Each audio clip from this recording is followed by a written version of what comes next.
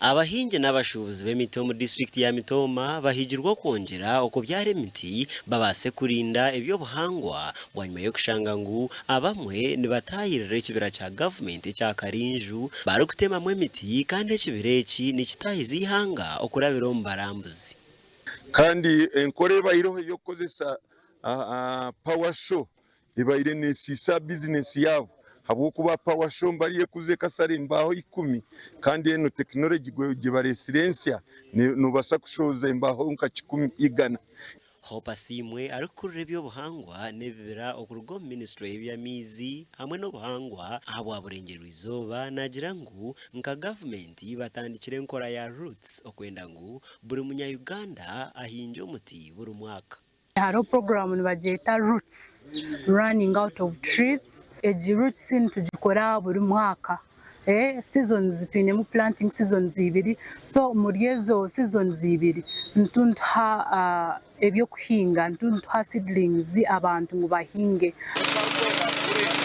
ebi babigambire obw'ekitongole kya World Wide Fund for Nature babire nibahereza abahinja aba n'abashubuzi b'emiti ekyomurembe ekirukushara embaho eziri aha katare k'ensi yona natongoza business yenu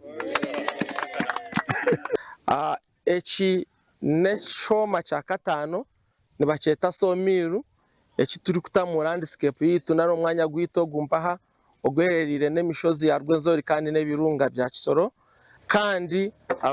twongere no kugira ngo omuhinji w'emiti arebe okuhinga emiti kune kintu cyo muhendo munonga ba members ntusemera kimwe munonga abwo kuba ntuza kukora ebintu bingi ecyo kubanza ntuza kumubura bahangwa kandi cya kabiri omubuhangwa bwo kuma ntuiza kuba ntutunga mu ntasi nyoka tandiko kubije mbaho cyo kumurwenda cyanana na muka nebiri ndikusharitse mikono ndikusharira ntembaho n'emikono tutere kitanda twanikaho mutahiguru konka mwe twatobona konka mwe kuna kureba nara mashine eje yija eiba toretere ya WWF yagere mbwene koraje munonga Eki nekyoma kya katano aba WWF barukuhereza ebigombe by'abahinzi b'emiti hamwe n'abashubuzi omuri burengero izoba.